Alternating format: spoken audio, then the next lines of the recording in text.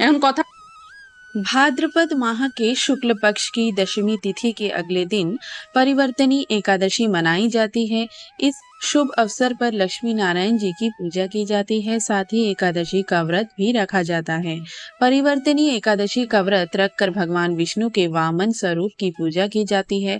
इस व्रत को करने से तीनों लोकों की पूजा का फल मिलता है। इस व्रत को करने से पाप मिटते हैं और जीवन के अंत में मोक्ष की प्राप्ति होती है। सनातन धर्म में उदया तिथि मान है। आसान शब्दों में कहे तो सूर्योदय के बाद से तिथि की गणना होती है। हालांकि प्रदोष और निशा काल में होने वाली पूजा के लिए उदया तिथि से गणना नहीं होती है। इस प्रकार 3 सितंबर को परिवर्तनी एकादशी मनाई। भाद्रपद शुक्ल एकादशी की पौराणिक कथा। एक समय की बात है, युधिष्ठिर कहने लगे कि हे भगवान, भाद्रपद शुक्ल एकादशी का क्या नाम है, इसकी विधि तथा इसका महात्म्य कृपा करके कहिए। तब भगवान श्री कृष्ण कहने लगे कि इस पुण्य स्वर्ग और मोक्ष को देने वाली तथा सब पापों का नाश करने वाली उत्तम वामन एकादशी का महात्म्य मैं तुमसे कहता हूँ, तुम ध्यान पूर्वक सुनो।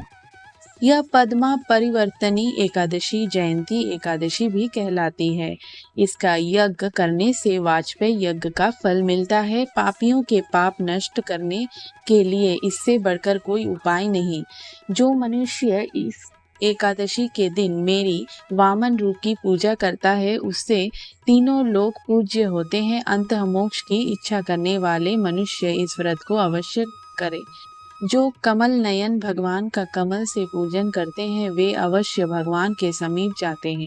जिसने भाद्रपद शुक्ल एकादशी को व्रत और पूजन किया, उसने ब्रह्मा विष्णु सहित तीनों लोकों का पूजन किया। अंतः हरिवासर अर्थात एकादशी का व्रत अवश्य करना चाहिए। इस दिन भगवान करवट लेते हैं, इसलिए इसको परिवर्तनी एकादशी भी कहते हैं। भगवान के वचन सुनकर युधिष्ठिर बोले कि भगवान, मुझे अति संदेह हो रहा है कि आप किस प्रकार सोते और करवट लेते हैं तथा किस तरह राजा बलि को बांधा और वामन रूप रखकर क्या क्या लीलाएं की। चतुर्मास के व्रत की क्या विधि है तथा आपके शयन करने पर मनुष्य का क्या कर्तव्य है, सो आप मुझसे विस्तार से बताइए।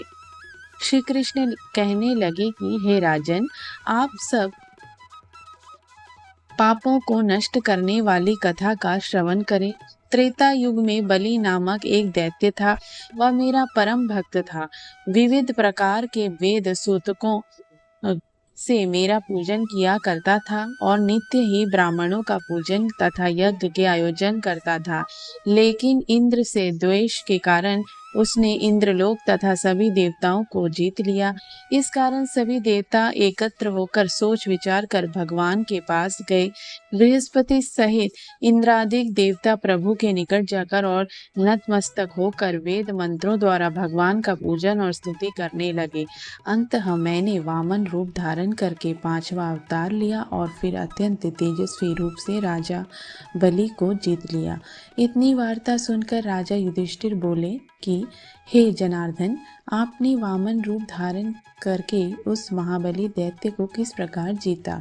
श्री कृष्ण कहने लगे, मैंने वामन रूपधारी ब्रह्मचारी बलि से 3 पग भूमि की याचना करते हुए कहा, ये मुझको 3 लोक के समान है और ये राजन, यह तुमको अवश्य ही देनी होगी।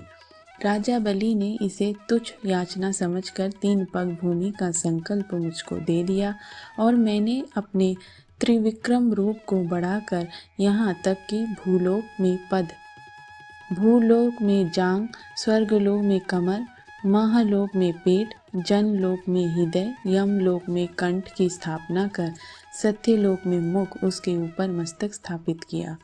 सूर्य चंद्रमा आदि सब ग्रह गण योग नक्षत्र इंद्रादिक देवता और शेष आदि सब नाग गणों ने विविध प्रकार से वेद सूतकों से प्रार्थना की। तब मैंने राजा बलि का हाथ पकड़कर कहा कि हे राजन, एक पद से पृथ्वी, दूसरे से स्वर्गलोक पूर्ण हो गए, अब तीसरा पग का। तब बलि ने अपना सिर झुका लिया और मैंने अपना पैर उसके मस्तक पर रख दिया, जिससे मेरा वह भक्त पाताल को चला गया। फिर उसकी विनती और नम्रता को देखकर मैंने कहा कि हे बलि, मैं सदैव तुम्हारे निकट ही रहूँगा। विरोचन पुत्र बलि से कहने पर भाद्रपद शुक्ल एकादशी के दिन बलि के आश्रम पर मेरी मूर्ति स्थापित हुई। इसी प्रकार दूसरी क्षीर सागर में शेषनाग के षष्ठ पर हुई। हे राजन, इस एकादशी को भगवान शयन करते हुए करवट लेते हैं, इसलिए तीनों लोकों के स्वामी भगवान विष्णु का उस दिन पूजन करना चाहिए। इस दिन तांबा, चांदी, चावल और दही का दान करना उचित है। रात्रि को जागरण अवश्य करना चाहिए। जो विधि पूर्वक इस एकादशी का व्रत करते हैं वे सब पापों से मुक्त होकर स्वर्ग में जाकर चंद्रमा के समान प्रकाशित होते हैं और यश पाते हैं। जो पापनाशक इस कथा को पढ़ते या सुनते हैं उनको 1000 अश्वमेध यज्ञ का फल प्राप्त होता है। ओम नमो भगवते वासुदेवाय नमः।